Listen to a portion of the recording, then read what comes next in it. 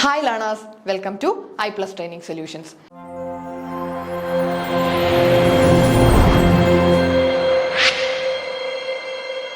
അപ്പോൾ ഇന്ന് നമുക്ക് സ്ട്രാറ്റജിക് പ്ലാനിങ്ങിലേക്ക് പോകാം. നമ്മുടെ സെറ്റിന്റെ നെക്സ്റ്റ് ഒരു പാർട്ടാണ് സ്ട്രാറ്റജിക് പ്ലാനിങ്. സോ ഈ ഒരു സ്ട്രാറ്റജിക് പ്ലാനിങ്ങിനകത്ത് നമുക്ക് കുറച്ച് കാര്യങ്ങൾ പഠിക്കാനായിട്ടുണ്ട്.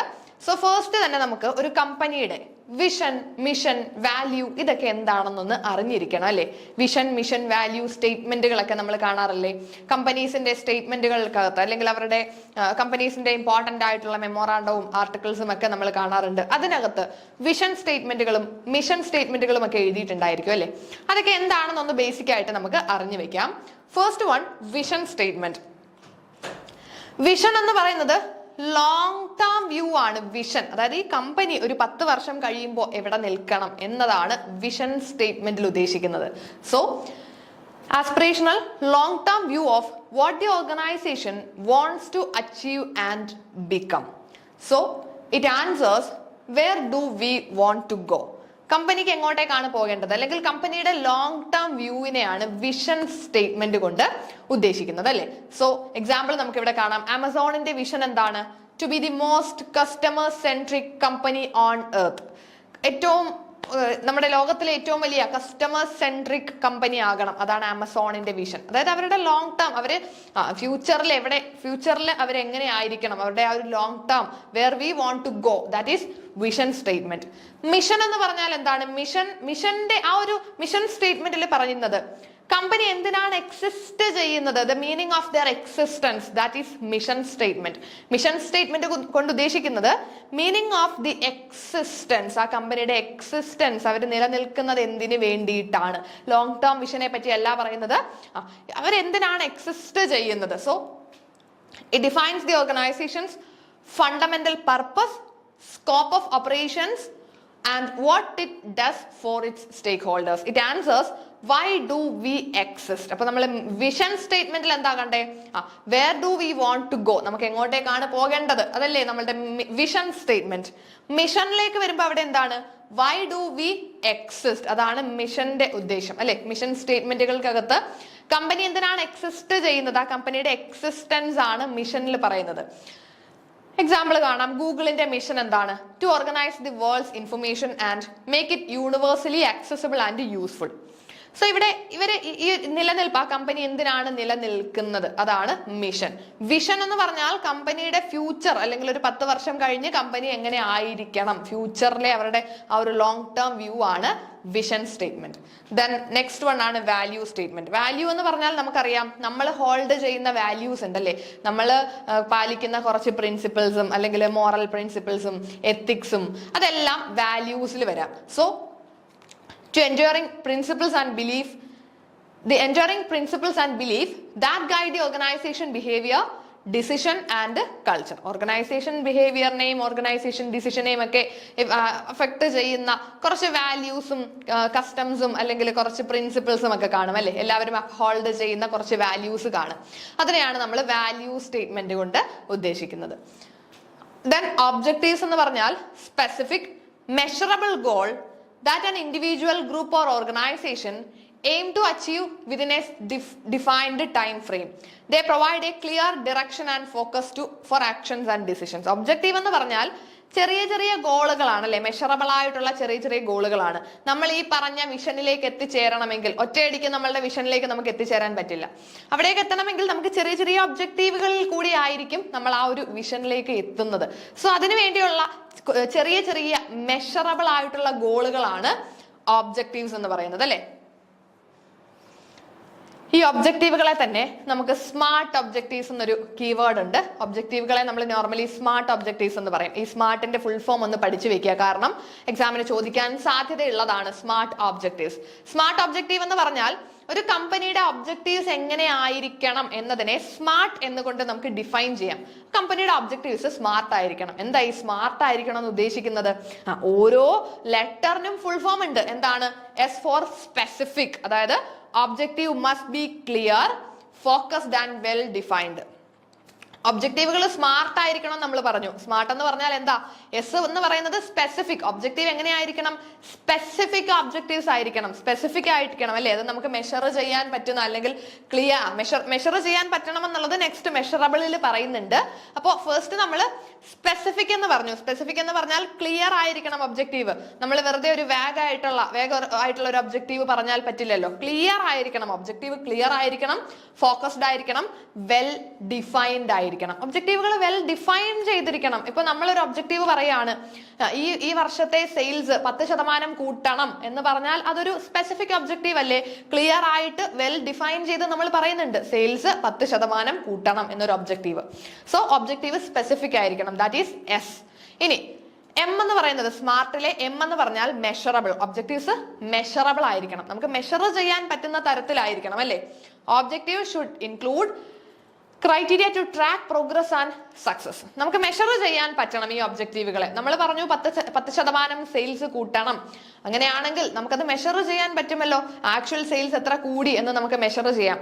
അത് വെച്ചിട്ട് നമ്മുടെ ഒബ്ജക്റ്റീവ് അറ്റൈൻ ചെയ്തോ ഇല്ലയോ എന്ന് നമുക്ക് വിലയിരുത്താനും പറ്റും. സോ ഒബ്ജക്റ്റീവുകൾ മെഷറബിൾ ആയിരിക്കണം. ദെൻ എ എന്ന് പറയുന്നത് അച്ചീവബിൾ ആണ് അല്ലെ? സ്മാർട്ടിന്റെ എസും എമ്മും നമ്മൾ പറഞ്ഞു. Next one A, which means achievable. Objective എന്തായിരിക്കണം? അച്ചീവ് ചെയ്യാൻ പറ്റുന്ന തരത്തിലുള്ള ഒബ്ജക്റ്റീവുകളും ആയിരിക്കണം അല്ലെ? It must be realistic and attainable with available resources. കമ്പനിയുടെ അവൈലബിൾ റിസോഴ്സുകൾ കൊണ്ട് അറ്റൈൻ ചെയ്യാൻ പറ്റുന്ന അല്ലെങ്കിൽ അച്ചീവ് ചെയ്യാൻ പറ്റുന്ന തരത്തിലേ നമ്മൾ ഒബ്ജക്റ്റീവ് സെറ്റ് ചെയ്യാൻ പാടുള്ളൂ. ഇപ്പൊ നമ്മൾ പറഞ്ഞു സെയിൽസ് 10% കൂട്ടണം. നമ്മുടെ കമ്പനിയിലുള്ള റിസോഴ്സുകളൊക്കെ യൂസ് ചെയ്തുകൊണ്ട് നമ്മുടെ സെയിൽസിനെ 10% കൂട്ടാനായിട്ടുള്ള കാര്യങ്ങൾ നമുക്ക് ചെയ്യാമെങ്കിൽ അതൊരു അച്ചീവബിൾ അല്ലെങ്കിൽ അറ്റൈനബിൾ ആയിട്ടുള്ള ഗോളാണ് അല്ലെ? അച്ചീവബിൾ ആയിട്ടുള്ള ഒബ്ജക്റ്റീവ് ആണ്. ഇനി നമുക്ക് അച്ചീവ് ചെയ്യാൻ പറ്റാത്ത ഒബ്ജക്റ്റീവുകളും സെറ്റ് ചെയ്യാം അല്ലെ? എങ്ങനെ അച്ചീവ് ചെയ്യാൻ പറ്റാത്ത ഒബ്ജക്റ്റീവ്? ഇപ്പൊ നമ്മൾ പറയാണ് ഇനി അമ്പിളിമാമനെ പിടിച്ച് കച്ചവടം ചെയ്യാം എന്നൊക്കെ പറഞ്ഞാൽ അത് അച്ചീവബിൾ ആയിട്ടുള്ള ഒബ്ജക്റ്റീവ് ആണോ? അല്ല. അപ്പൊ നമുക്ക് അച്ചീവ് ചെയ്യാൻ പറ്റുന്നതായിരിക്കണം. ഈ ഒബ്ജക്റ്റീവ് എന്ന് പറയുന്നത് അച്ചീവ് ചെയ്യാൻ പറ്റുന്ന, അതും കമ്പനിയുടെ നമുക്ക് ഇപ്പോൾ ഉള്ള അവൈലബിൾ റിസോഴ്സുകൾ ഉപയോഗിച്ചുകൊണ്ട് നമുക്ക് അച്ചീവ് ചെയ്യാൻ പറ്റുന്ന തരത്തിൽ വേണം ഒബ്ജക്റ്റീവ് സെറ്റ് ചെയ്യാൻ. Okay. Then R for relevant. Relevant എന്ന് പറഞ്ഞാൽ objective should align with broader goals or priority. Relevant ആയിട്ടുള്ള ഒബ്ജക്റ്റീവുകളായിരിക്കണം. കമ്പനിയുടെ പ്രയോറിറ്റിയും കമ്പനിയുടെ ലോങ് ടേം വിഷനും ഒക്കെ ഉണ്ടല്ലോ, ഇതുമായിട്ടൊക്കെ നമുക്ക് കണക്ട് ചെയ്യാൻ പറ്റുന്ന അല്ലെങ്കിൽ അതിനെയൊക്കെ ഫെസിലിറ്റേറ്റ് ചെയ്യുന്ന തരത്തിലുള്ള റെലവെന്റ് ആയിട്ടുള്ള ഒബ്ജക്റ്റീവ്സ് ആയിരിക്കണം ഉണ്ടായിരിക്കേണ്ടത്. Then last one, time bound. Objective must have a clear deadline or time frame for completion. Time ബൗണ്ടിൽ പറയുന്നത് എന്താ? ഈ ഒബ്ജക്റ്റീവ് നമ്മൾ വെക്കുമ്പോൾ വെറുതെ അങ്ങ് വെക്കുവാണോ? 10% സെയിൽസ് കൂട്ടണമെന്ന് മാത്രമേ പറയുന്നുള്ളൂ. അങ്ങനെയാണെങ്കിൽ കമ്പനി കാലാകാലം നിലനിൽക്കുന്നുണ്ടല്ലേ? പെർപ്പച്വൽ സക്സഷനിൽ നമ്മൾ പറയുന്നുണ്ട് കമ്പനി കാലാകാലം നിലനിൽക്കുന്നു. അങ്ങനെയാണെങ്കിൽ എന്തെങ്കിലും കൂട്ടിയാൽ മതിയോ? അല്ല. അവിടെ ടൈം ബൗണ്ട് ആയിരിക്കണം ഒബ്ജക്റ്റീവുകൾ. കൃത്യമായിട്ടൊരു ടൈം ഫ്രെയിം ഡിഫൈൻ ചെയ്യണം. ഇത്ര നാളുകൾക്കുള്ളിൽ അല്ലെങ്കിൽ ഇന്ന ഡേറ്റിനുള്ളിൽ, ഇന്ന മന്തിനുള്ളിൽ അല്ലെങ്കിൽ ഇത്ര വർഷങ്ങൾക്കുള്ളിൽ ഇങ്ങനെ ഒരു കാര്യം അച്ചീവ് ചെയ്യണമെന്നാണ് പറയുന്നത്. സോ ടൈം ബൗണ്ട് ആയിരിക്കണം. അവിടെ കൃത്യമായിട്ടൊരു ടൈം ഫ്രെയിം അല്ലെങ്കിൽ ഒരു ക്ലിയർ ഡെഡ് ലൈൻ ഉണ്ടായിരിക്കണം. Okay. These are the smart objectives. So smart എന്ന് പറഞ്ഞാൽ നമ്മൾ പറഞ്ഞു ഒബ്ജക്റ്റീവുകൾ എപ്പോഴും എങ്ങനെ ആയിരിക്കണം? സ്മാർട്ട് ഒബ്ജക്റ്റീവുകൾ ആയിരിക്കണം. ഒരു കമ്പനി സെറ്റ് ചെയ്യുന്ന ഒബ്ജക്റ്റീവ്സ് എപ്പോഴും സ്മാർട്ട് ഒബ്ജക്റ്റീവ്സ് ആയിരിക്കണം. ഈ സ്മാർട്ട് എന്ന് ഉദ്ദേശിക്കുന്നത് എന്താണ്?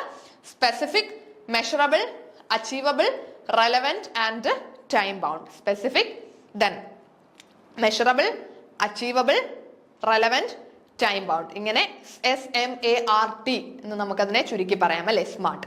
സ്മാർട്ട് ഒബ്ജക്റ്റീവുകളുടെ ഫുൾ ഫോം ഒന്ന് പഠിച്ചു വെച്ചേക്കുക. ഓക്കെ. ഇനി നമുക്ക് നമ്മളുടെ സ്ട്രാറ്റജിയിലേക്ക് വരാം. നമ്മൾ ആദ്യം ജസ്റ്റ് ബേസിക്സ് ആയിട്ട് വിഷനും മിഷനും ഒക്കെ ഒന്ന് പറഞ്ഞു, ഒബ്ജക്റ്റീവുകളെ പറ്റിയിട്ട്, സ്മാർട്ട് ഒബ്ജക്റ്റീവ്സിനെ പറ്റിയിട്ടും പറഞ്ഞു അല്ലെ? ഇനി നമുക്ക് നമ്മുടെ സ്ട്രാറ്റജിയിലേക്ക് ഡീപ്പായിട്ട് പോകാം. Strategy implementation. സ്ട്രാറ്റജി ഫോർമുലേഷനും അതിന്റെ പ്രോസസ്സും ഒക്കെ കഴിഞ്ഞ ക്ലാസ്സുകളിൽ നമ്മൾ പഠിച്ചതാണ്.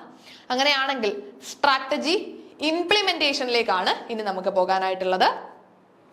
So strategy implementation is the critical phase where an organization transform its formulated strategic plans into concrete actions and tangible result. എന്താ സ്ട്രാറ്റജി ഇംപ്ലിമെന്റേഷൻ എന്ന് പറഞ്ഞാൽ? നമ്മൾ ഒരു സ്ട്രാറ്റജി ഫോം ചെയ്ത് വെച്ചിട്ടുണ്ടായിരുന്നല്ലോ. ഈ കമ്പനീസ് ഫോം ചെയ്ത് വെക്കുന്ന സ്ട്രാറ്റജിയെ പുട്ട് ഇൻ ടു ആക്ഷൻ എന്ന് പറയാം അല്ലെ. ആ സ്ട്രാറ്റജി നമ്മൾ എന്ത് ചെയ്യുന്നു, ഇംപ്ലിമെന്റ് ചെയ്യുന്നു.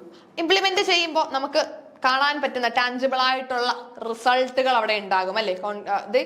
Formulated strategic plans into concrete actions and tangible results. നമുക്കതിന് ആ സ്ട്രാറ്റജി നമ്മൾ ഇംപ്ലിമെന്റ് ചെയ്ത് കഴിയുമ്പോൾ നമുക്ക് അതിന്റെ റിസൾട്ടുകളും അറിയാനായിട്ട് പറ്റും. സോ ഇംപ്ലിമെന്റേഷൻ എന്ന് പറഞ്ഞാൽ simply putting the strategy into action ആണ് അല്ലെ. So it is the critical phase where an organization transform its formulated strategic plan into concrete actions. It is the bridge between what we want to do and how we will do it. നമുക്കൊരു strategy ഉണ്ട്, നമുക്ക് എന്താണ് നമ്മൾ ചെയ്യേണ്ടത് എന്നുള്ളത് strategy formulate ചെയ്യുമ്പോൾ നമ്മൾ പറയും. ഇനി ഇതെങ്ങനെയാണ് ചെയ്യേണ്ടത് എന്നുള്ളത് സ്ട്രാറ്റജി ഇംപ്ലിമെന്റേഷനിൽ നടക്കുന്ന കാര്യമാണ് അല്ലെ. So many perfectly crafted strategies fail not because they were poorly conceived but because they were poorly implemented. നോക്കിക്കേ,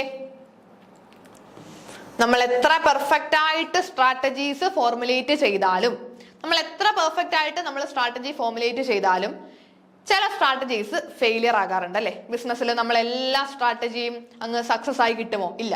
ചില സ്ട്രാറ്റജീസ് നമ്മൾ ഇംപ്ലിമെന്റ് ചെയ്യുമ്പോൾ അത് ഫെയിലിയർ ആയി പോകും. ആ ഫെയിലിയർ ആകാനുള്ള കാരണം എന്തായിരിക്കും? ചിലപ്പോൾ നമ്മൾ പറയും ആ സ്ട്രാറ്റജി കൊള്ളില്ല, ആ സ്ട്രാറ്റജി നമ്മൾ കറക്റ്റ് ആയിട്ടല്ല ഫോർമുലേറ്റ് ചെയ്തത്, അല്ലെങ്കിൽ അതിനകത്ത് നമ്മുടെ കമ്പനിയുടെ ഒബ്ജക്റ്റീവുകളൊന്നും അച്ചീവ് ചെയ്യുന്ന തരത്തിലുള്ള കാര്യങ്ങളൊന്നും ആ സ്ട്രാറ്റജിയിൽ ഇല്ലായിരുന്നു എന്നൊക്കെ വേണേ പറയാം. പക്ഷേ ഈ സ്ട്രാറ്റജി പുവറായിട്ടാണ് കൺസീവ് ചെയ്തത്, അല്ലെങ്കിൽ ആ സ്ട്രാറ്റജി ഫോർമുലേറ്റ് ചെയ്തതിന്റെ പ്രശ്നം കൊണ്ട് മാത്രമാണോ ഒരു സ്ട്രാറ്റജി ഫെയിലിയർ ആകുന്നത്? അല്ല. But because they were poorly implemented. ചില സ്ട്രാറ്റജീസ് എത്ര പെർഫെക്റ്റ് ആയിട്ട് ഫോർമുലേറ്റ് ചെയ്ത സ്ട്രാറ്റജി, അത് എത്ര നല്ല സ്ട്രാറ്റജി ആണെങ്കിൽ പോലും അത് ഇംപ്ലിമെന്റ് ചെയ്യുന്നതും കൃത്യമായിട്ടല്ലെങ്കിൽ അവിടെയും ആ സ്ട്രാറ്റജി ഫെയിലിയർ ആയി പോകും. ഓക്കെ, അപ്പൊ കൃത്യമായിട്ടല്ല നമ്മൾ ഇംപ്ലിമെന്റ് ചെയ്തതെങ്കിൽ, സ്ട്രാറ്റജി ഇംപ്ലിമെന്റേഷൻ കറക്റ്റ് ആയിട്ടല്ല നടന്നതെങ്കിലും ആ സ്ട്രാറ്റജി അവിടെ എന്തായി പോകും? ഫെയിലിയർ ആയി പോകാനുള്ള സാധ്യതയുണ്ട്. അതുകൊണ്ട് തന്നെ സ്ട്രാറ്റജി ഇംപ്ലിമെന്റേഷനിലും സ്ട്രാറ്റജി ഫോർമുലേഷനിലും ഇംപ്ലിമെന്റേഷനിലും നമ്മൾ ഡ്യൂ കെയർ കൊടുത്തിരിക്കണം അല്ലെ. സ്ട്രാറ്റജി ഫോർമുലേറ്റ് ചെയ്യുമ്പോൾ അത് കൃത്യമായിട്ട് ഫോർമുലേറ്റ് ചെയ്യുക. ഇനി കൃത്യമായിട്ട് നല്ലൊരു സ്ട്രാറ്റജി ആണെങ്കിൽ പോലും അത് ഇംപ്ലിമെന്റ് ചെയ്യുന്നിടത്ത് പിഴവുകൾ പറ്റിയാലും ആ സ്ട്രാറ്റജി ഫെയിലിയർ ആയി പോകും. ഓക്കെ, സോ സ്ട്രാറ്റജി ഇംപ്ലിമെന്റേഷൻ എന്ന് പറയുന്നത് നമ്മളുടെ ഈ ഒരു ബിസിനസിന്റെ ഏറ്റവും ഇമ്പോർട്ടന്റ് ആയിട്ടുള്ള ഒരു ഏരിയ തന്നെയാണ്. Okay, so nature of strategy implementation. Strategy ഇംപ്ലിമെന്റേഷന്റെ ഒരു നേച്ചർ എങ്ങനെയാണെന്ന് നമുക്ക് നോക്കാം. ഫസ്റ്റ് തന്നെ പറയുന്നുണ്ട്, it is an action oriented transformation. Strategy implementation എന്ന് പറയുന്നത് ഒരു ആക്ഷൻ ഓറിയന്റഡ് പ്രോസസ് ആണ്. സ്ട്രാറ്റജി ഫോർമുലേഷൻ എന്ന് പറയുന്നത് ആക്ഷൻ ഓറിയന്റഡ് അല്ലല്ലോ, നമ്മൾ പ്ലാൻ ചെയ്യുന്നതേ ഉള്ളൂ ഫോർമുലേറ്റ് ചെയ്യുമ്പോൾ. പക്ഷേ ഈ ഒരു ആക്ഷൻ ഓറിയന്റഡ് ആകുന്നത്, നമ്മൾ ആ ഒരു ആക്ഷൻ അല്ലെങ്കിൽ ആ ഒരു കാര്യം നമ്മൾ ചെയ്തു തുടങ്ങുന്നത് എവിടെയാണ്? ഇറ്റ് ഇനിഷ്യേറ്റ്സ് ആക്ഷൻ എന്ന് പറയാം അല്ലെ. നമ്മൾ മാനേജ്മെന്റിന്റെ ഫങ്ഷൻസിലൊക്കെ പറയുമ്പോൾ ഡയറക്ഷനിൽ നമ്മൾ പറയുന്നത് എന്താ? ഡയറക്ഷൻ ഇനിഷ്യേറ്റ് ആക്ഷൻ എന്ന് പറയും. അപ്പൊ അതേപോലെ സ്ട്രാറ്റജി ഇംപ്ലിമെന്റേഷൻ ഇനിഷ്യേറ്റ് ആക്ഷൻ, അല്ലെങ്കിൽ it is an action oriented process. ഒരു സ്ട്രാറ്റജി ഇംപ്ലിമെന്റ് ചെയ്യുക എന്ന് പറഞ്ഞാൽ അതൊരു ആക്ഷൻ ഓറിയന്റഡ് പ്രോസസ് അല്ലേ. നമ്മൾ വെറുതെ ഇരുന്ന് ബുക്കിനകത്ത് എഴുതിയോ അല്ലെങ്കിൽ പേപ്പറിനകത്ത് പ്ലാനുകൾ എഴുതി വെക്കുകയോ അല്ല, നമ്മൾ അതിനെ ഇംപ്ലിമെന്റ് ചെയ്യുകയാണ് അല്ലെ. So it is an action oriented process. It is primarily about doing. നമ്മൾ തിങ്കിങ് പ്രോസസ് അല്ല, അതൊരു ഡൂയിങ് പ്രോസസ് ആണ് അല്ലെ. സ്ട്രാറ്റജി ഫോർമുലേഷൻ നമുക്ക് വേണമെങ്കിൽ ഒരു തിങ്കിങ് പ്രോസസ് ആയിട്ട് പറയാം, പക്ഷേ സ്ട്രാറ്റജി ഇംപ്ലിമെന്റേഷൻ എന്ന് പറയുന്നത് it is a doing process. It involve converting strategic blueprint into concrete programme, project, activity and daily task. നമ്മളുടെ സ്ട്രാറ്റജി ബ്ലൂ പ്രിന്റ് ഉണ്ടല്ലോ, അതായത് നമ്മുടെ സ്ട്രാറ്റജി പ്ലാൻ.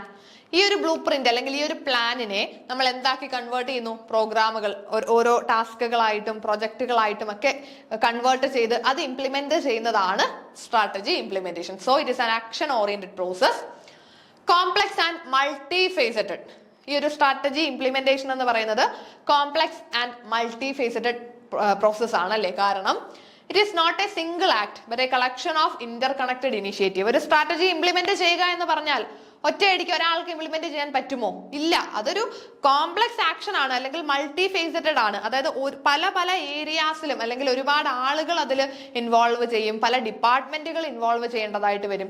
ഇന്റർ കണക്റ്റഡ് ആയിട്ടുള്ള പല ആക്ടിവിറ്റീസും കൂടെ ചേർന്നാണ് ഒരു സ്ട്രാറ്റജിയെ ഇംപ്ലിമെന്റ് ചെയ്യുന്നത് അല്ലെ. ഒരു സ്ട്രാറ്റജി ഇംപ്ലിമെന്റ് ചെയ്യണമെങ്കിൽ അതിനെ നമ്മൾ ആ വലിയ ഒരു സ്ട്രാറ്റജിയെ ചെറിയ ചെറിയ ഇന്റർ കണക്റ്റഡ് ആക്ടിവിറ്റീസ് ആക്കി തരം തിരിച്ചിട്ട് അത് നമ്മൾ ഓരോരുത്തർക്കും അസൈൻ ചെയ്ത് കൊടുത്ത് അങ്ങനെയായിരിക്കും ഒരു സ്ട്രാറ്റജി ഇംപ്ലിമെന്റ് ചെയ്യുന്നത്. Okay, so it is complex and മൾട്ടിഫേസറ്റഡ്.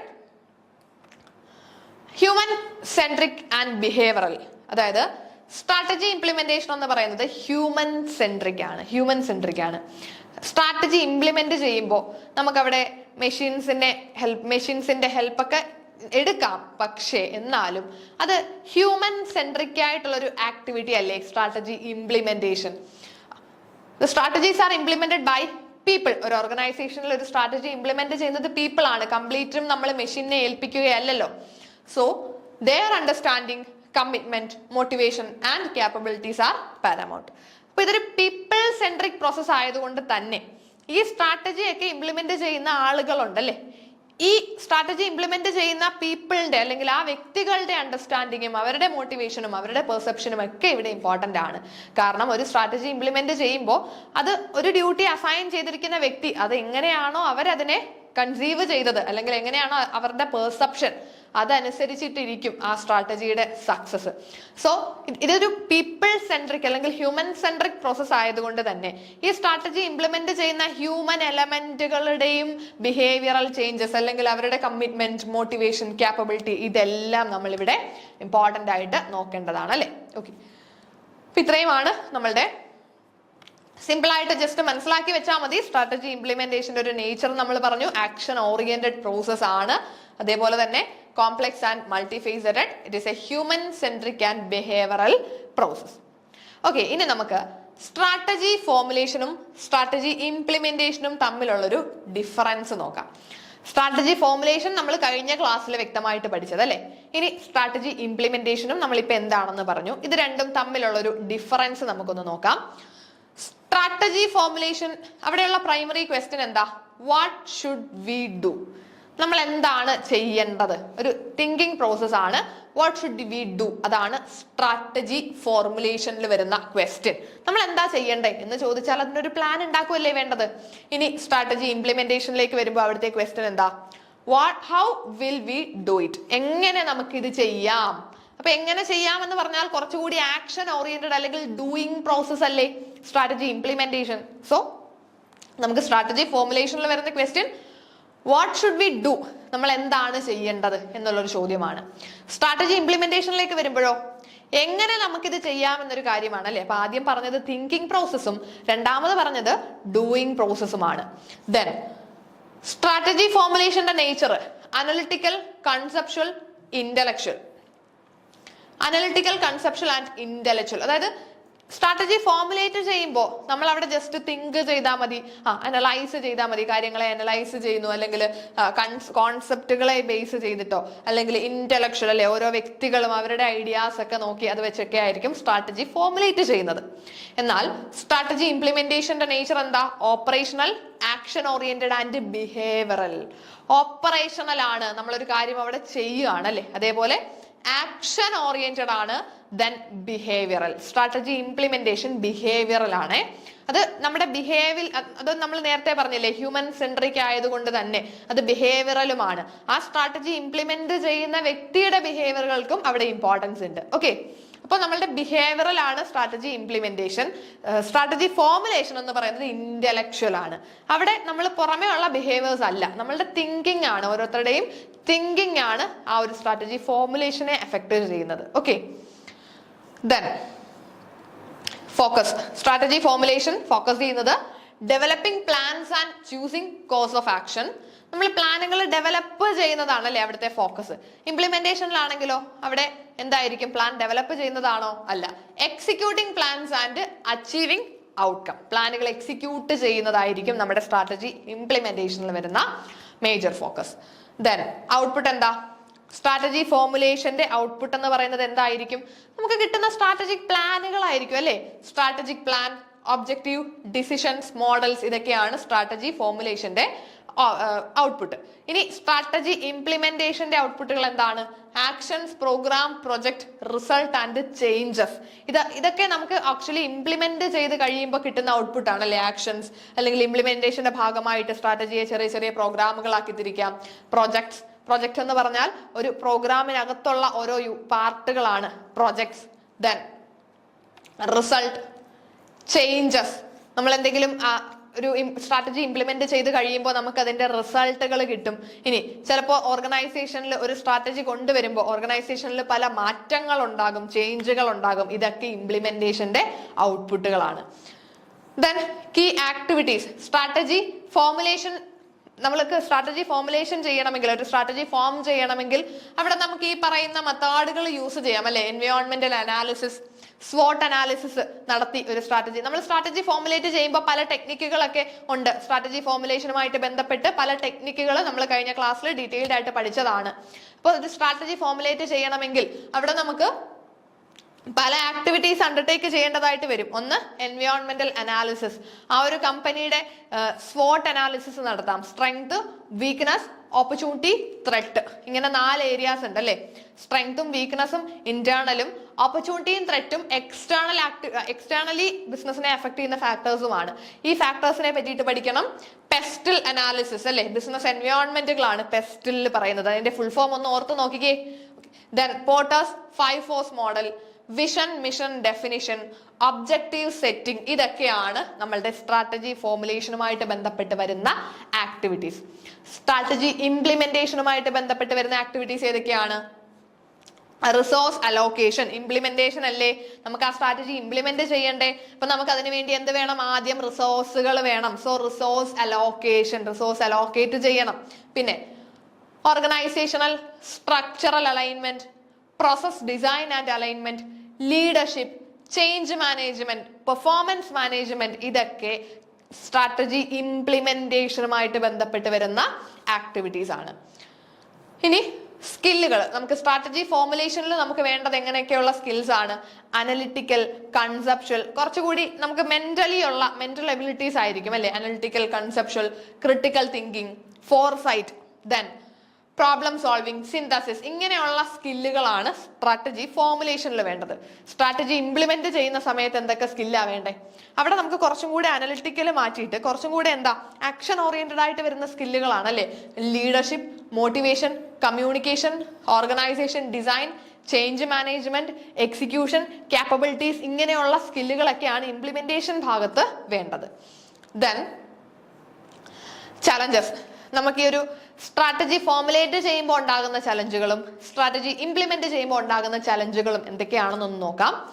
Strategy ഫോർമുലേഷനുമായിട്ട് ബന്ധപ്പെട്ട് വരുന്ന പ്രശ്നങ്ങളാണ് ഒന്ന് information overload, then uncertainty, bias, choosing the best plan. ഇതൊക്കെ സ്ട്രാറ്റജി ഫോർമുലേറ്റ് ചെയ്യുമ്പോൾ നമുക്ക് ഉണ്ടാകുന്ന ചലഞ്ചുകളാണ് അല്ലെ. ഇനി സ്ട്രാറ്റജി ഇംപ്ലിമെന്റ് ചെയ്യുമ്പോൾ ബിസിനസ്സിന് ഉണ്ടാകുന്ന ചലഞ്ചസ് എന്തൊക്കെയായിരിക്കും? Resistance to change. ചില സ്ട്രാറ്റജി ഇംപ്ലിമെന്റ് ചെയ്യുമ്പോൾ അത് അക്സെപ്റ്റ് ചെയ്യാൻ അല്ലെങ്കിൽ അഡോപ്റ്റ് ചെയ്യാനായിട്ട് അവിടെയുള്ളവർ തയ്യാറാകണമെന്നില്ല അല്ലെ. കമ്പനിയിൽ ചിലപ്പോൾ ആ ഒരു ചേഞ്ചിനോട് ഒരു റെസിസ്റ്റ് ചെയ്ത് നിൽക്കും ആളുകൾ. ഇനി resource constraint, lack of alignment, poor communication, other external factors. ചിലപ്പോൾ റിസോഴ്സുകൾ, നമുക്ക് ആവശ്യമായിട്ടുള്ള റിസോഴ്സുകൾ ഇല്ല ഈ ഒരു സ്ട്രാറ്റജി ഇംപ്ലിമെന്റ് ചെയ്യണമെങ്കിൽ, അതിന് വേണ്ടുന്ന റിസോഴ്സുകൾ നമുക്കില്ല. ഇതൊക്കെ ചലഞ്ചുകളാണ് അല്ലെ. ഇതൊക്കെ സ്ട്രാറ്റജി ഇംപ്ലിമെന്റ് ചെയ്യുമ്പോൾ ഉണ്ടാകുന്ന പ്രോബ്ലംസ് ആണ്. Then role of management. എപ്പോഴും സ്ട്രാറ്റജി ഫോർമുലേഷനിൽ ടോപ്പ് മാനേജ്മെന്റും സ്ട്രാറ്റജിക് പ്ലാനിംഗ് ടീമുമാണ് സ്ട്രാറ്റജി ഫോർമുലേഷനുമായിട്ട് ബന്ധപ്പെട്ട് വരുന്ന ആളുകൾ, അല്ലെങ്കിൽ അത് കൂടുതലായിട്ടും നോക്കി നടത്തുന്നത്. സ്ട്രാറ്റജി ഇംപ്ലിമെന്റേഷനിലാകുമ്പോൾ അത് എല്ലാ ലെവൽസിലും വരുന്നുണ്ട് അല്ലെ. All levels of management, functional teams and individual employee. ഓരോ ഇൻഡിവിജ്വൽ എംപ്ലോയീസും സ്ട്രാറ്റജി ഫോർമുലേഷനകത്ത് അവരെ എല്ലാം ഇൻക്ലൂഡ് ചെയ്യുന്നുണ്ട്. ഓക്കെ. ദെൻ ഫൈനലി റിലേഷൻഷിപ്പ് നോക്കിയാൽ അത് നമുക്കറിയാവുന്ന കാര്യമാണ്. സ്ട്രാറ്റജി ഫോർമുലേഷൻ എന്ന് പറയുന്നത് it precede strategy implementation. Precede എന്ന് പറഞ്ഞാൽ എന്താ? മുന്നേ അല്ലെ. Strategy formulation precede strategy implementation. ചിലപ്പോൾ ഇതൊക്കെ നമുക്ക് സ്റ്റേറ്റ്മെന്റ് ക്വസ്റ്റ്യൻ ആയിട്ട് വരും. ഇത് വളരെ സിമ്പിൾ അല്ലേ, പക്ഷെ നമുക്ക് പെട്ടെന്ന് എക്സാമിന് കാണുമ്പോൾ എന്താ സംഭവിക്കുന്നത്, ഇത് തിരിഞ്ഞു പോകും അല്ലെ. പ്രിസീഡും സക്സീഡും ഒക്കെ നമുക്ക് അങ്ങോട്ടും ഇങ്ങോട്ടും തിരിഞ്ഞു പോകും. പ്രിസീഡ് എന്ന് പറഞ്ഞാൽ ഒരു കാര്യത്തിന് മുന്നേ ഉള്ളതും, സക്സീഡ് എന്ന് പറയുമ്പോൾ ഒരു കാര്യം കഴിഞ്ഞിട്ടുള്ളതുമാണ്. അത് എപ്പോഴും ഓർത്ത് വെക്കുക അല്ലെ. പ്രിസീഡ് മുന്നേയും സക്സീഡ് എന്ന് പറഞ്ഞാൽ അതിന് ശേഷം എന്നാണ് ഉദ്ദേശിക്കുന്നത്. ഇത് വേണമെങ്കിൽ ഇങ്ങനെ സ്റ്റേറ്റ്മെന്റ് ആയിട്ട് തരുമ്പോൾ പെട്ടെന്ന് നമുക്ക് തെറ്റിപ്പോകാനുള്ള സാധ്യതകളില്ലേ. ഇപ്പൊ പറയാണ് strategy formulation precede strategy implementation. അടുത്ത statement strategy formulation succeed strategy implementation. ഇനി ഇതിനെ തന്നെ നേരെ തിരിച്ചും 2 സ്റ്റേറ്റ്മെന്റുകൾ തന്നു. 4 സ്റ്റേറ്റ്മെന്റ് തന്നിട്ട് ഇതിലേതാണ് ശരിയെന്ന് ചോദിച്ചാൽ പെട്ടെന്ന് കൺഫ്യൂഷൻ ആയി പോകത്തില്ലേ. വളരെ ചെറിയ കാര്യങ്ങൾ പോലും നമ്മൾ ഒന്ന് ശ്രദ്ധിച്ചില്ലെങ്കിൽ നമുക്കത് എക്സാമിനൊക്കെ വരുമ്പോൾ വളരെ സിമ്പിൾ ക്വസ്റ്റ്യൻ ആണ്, പക്ഷെ ആൻസർ ചെയ്യാൻ പറ്റാതെ പോകാറുണ്ടല്ലേ. കാരണം എന്തുകൊണ്ടാണ്, നമ്മളത് ക്ലിയർ ആയിട്ട് ആ ഒരു കോൺസെപ്റ്റ് മനസ്സിലാക്കുന്നില്ല, അല്ലെങ്കിൽ നമുക്കൊരു അശ്രദ്ധ, ഇതൊക്കെ കൊണ്ട് നമുക്ക് ചിലപ്പോൾ ഒന്ന് തിരിഞ്ഞു പോകാറുണ്ട്. തെറ്റിപ്പോകത്തില്ല, തിരിഞ്ഞു പോകാറുണ്ട്. അപ്പൊ കൃത്യമായിട്ട് ശ്രദ്ധിക്കുക. Strategy formulation precede strategy implementation. Strategy ഇംപ്ലിമെന്റേഷന് മുന്നേ ആണ് സ്ട്രാറ്റജി ഫോർമുലേഷൻ അല്ലെ. സ്ട്രാറ്റജി ഫോർമുലേഷൻ പ്രിസീഡ് എന്നാ പറയുന്നത്. അപ്പോൾ സ്ട്രാറ്റജി ഇംപ്ലിമെന്റേഷന് മുന്നേ ആണ് സ്ട്രാറ്റജി ഫോർമുലേഷൻ വരുന്നത്. അത് നമുക്കറിയാമല്ലോ. ഒരു കാര്യം ഫോം ചെയ്തിട്ടല്ലേ അത് ഇംപ്ലിമെന്റ് ചെയ്യേണ്ടത്. It provides the blue print. അതേപോലെ സ്ട്രാറ്റജി ഇംപ്ലിമെന്റേഷനിലേക്ക് വരുമ്പോഴോ strategy implementation follow strategy formulation. Strategy implementation follow strategy formulation എന്നാണ്. അതായത് സ്ട്രാറ്റജി ഫോർമുലേഷനെ ഫോളോ ചെയ്തിട്ടാണ് സ്ട്രാറ്റജി ഇംപ്ലിമെന്റേഷൻ വരുന്നത്. സ്ട്രാറ്റജി ഫോർമുലേഷനെ ഫോളോ ചെയ്തിട്ടാണ് സ്ട്രാറ്റജി ഇംപ്ലിമെന്റേഷൻ. അതായത് സ്ട്രാറ്റജി ഫോർമുലേഷൻ ചെയ്തതിന് ശേഷം അതിനെ ഫോളോ ചെയ്തുകൊണ്ട് വരുന്ന നെക്സ്റ്റ് പ്രോസസ് ആണ് strategy implementation. So strategy implementation follow strategy formulation, അല്ലെങ്കിൽ ഇങ്ങനെയും പറയാം strategy implementation succeed strategy formulation എന്ന് പറയാം അല്ലെ. Okay, it makes the blueprint into reality. നമ്മൾ ഇവിടെ ഒരു ബ്ലൂ പ്രിന്റ് പ്രിപ്പയർ ചെയ്ത് വെച്ചെങ്കിൽ അതിനെ റിയാലിറ്റിയിലേക്ക് മാറ്റുന്നത് സ്ട്രാറ്റജി ഇംപ്ലിമെന്റേഷൻ പ്രോസസ്സിലായിരിക്കും. ഓക്കെ, സോ ഇത്രയും കാര്യങ്ങളാണ് നമുക്ക് ഈ ഒരു ഡിഫറൻസുകൾ. അത് ജസ്റ്റ് ഒന്ന് നോക്കി വെച്ചാൽ മതി. സിമ്പിൾ അല്ലേ, വായിച്ച് നോക്കിയാൽ മനസ്സിലാകുന്ന കാര്യങ്ങളേ ഉള്ളൂ. വളരെ വലിയ കാര്യങ്ങളോ വലിയ വലിയ തിയറീസോ ഒന്നും ഇവിടെ പഠിച്ചു വെക്കേണ്ട. ജസ്റ്റ് മനസ്സിലാക്കി വെച്ച് പോകേണ്ട കാര്യങ്ങൾ മാത്രമേ ഈ ഒരു ടോപ്പിക്കിൽ വരുന്നുള്ളൂ. അല്ലാതെ നിങ്ങൾ വലിയ തിയറീസും ഒന്നും ഇവിടെ പഠിച്ചു വെക്കേണ്ട കാര്യമില്ല. ഇവിടെ നമ്മൾ സ്ട്രാറ്റജി ഇംപ്ലിമെന്റേഷൻ ആണ് ഫോക്കസ് കൊടുത്ത് പഠിക്കേണ്ടത്. സോ സ്ട്രാറ്റജി ഇംപ്ലിമെന്റേഷനിലേക്ക് വന്നപ്പോൾ എന്താണ് സ്ട്രാറ്റജി ഇംപ്ലിമെന്റേഷൻ, അതിന്റെ നേച്ചർ എന്താണ് എന്നൊക്കെ നമ്മൾ പഠിച്ചു. പിന്നെ നമ്മൾ നേരത്തെ ആദ്യം ഫസ്റ്റ് പാർട്ടിൽ സ്ട്രാറ്റജി ഫോർമുലേഷനെ പറ്റി പഠിച്ചിരുന്നു. ഈ ഒരു സ്ട്രാറ്റജി ഫോർമുലേഷനും സ്ട്രാറ്റജി ഇംപ്ലിമെന്റേഷനും തമ്മിലുള്ളൊരു ഡിഫറൻസ് ആണ് നമ്മളിപ്പോൾ നോക്കി വന്നത് അല്ലെ. ഇതൊക്കെ ചെറിയ ചെറിയ ക്വസ്റ്റ്യൻസ് ആയിട്ട് നമുക്ക് വരാം. നമ്മൾ ചിലപ്പോൾ വിചാരിക്കും ഇതൊക്കെ വളരെ സിമ്പിൾ ഏരിയ അല്ലേ, ഇവിടെ നിന്ന് ക്വസ്റ്റ്യൻ വരുമോ എന്ന് വിചാരിക്കാം. പക്ഷേ സിമ്പിൾ ഏരിയാസിൽ നിന്നും ചിലപ്പോൾ നമ്മളെ കുഴപ്പിക്കുന്ന തരത്തിലുള്ള ചോദ്യങ്ങൾ വരാറുണ്ട് അല്ലെ. അപ്പോൾ അതൊന്ന് ശ്രദ്ധിച്ചോളുക. എന്താണ് സ്ട്രാറ്റജി ഫോർമുലേഷൻ, എന്താണ് സ്ട്രാറ്റജി ഇംപ്ലിമെന്റേഷൻ. ഇപ്പൊ ഡിഫറൻസിൽ നമ്മൾ പറഞ്ഞു primary question, nature, then key focus, output, key activities. ഓരോന്നിന്റെയും ബേസിൽ നമുക്കിങ്ങനെ തരം തിരിച്ച് പറയാം അല്ലെ.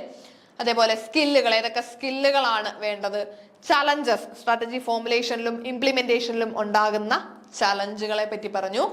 റോൾ ഓഫ് മാനേജ്മെന്റ്, ആരാണ് ഇതിൽ കൂടുതലായിട്ടും ഇൻവോൾവ് ചെയ്തിട്ടുള്ളത്.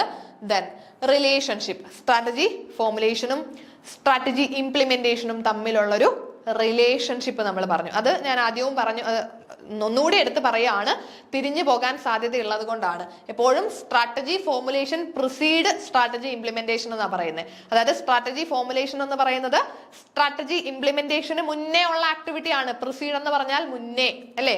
ഇനി strategy implementation succeed strategy formulation, strategy ഫോർമുലേഷന് ശേഷം വരുന്ന പ്രോസസ്സാണ് സ്ട്രാറ്റജി ഇംപ്ലിമെന്റേഷൻ. അല്ലെങ്കിൽ ഇങ്ങനെയും പറയാം, strategy implementation follow strategy formulation. Strategy ഫോർമുലേഷനെ ഫോളോ ചെയ്ത് വരുന്ന, അതായത് സ്ട്രാറ്റജി ഫോർമുലേഷന് ശേഷം അതിനെ ഫോളോ ചെയ്ത് വരുന്ന ഒരു പ്രോസസ്സാണ് സ്ട്രാറ്റജി ഇംപ്ലിമെന്റേഷൻ. അപ്പൊ ഇവിടെ നമ്മൾ ഫോർമുലേഷനിൽ ഒരു ബ്ലൂ പ്രിന്റ് പ്രിപ്പയർ ചെയ്യുന്നു.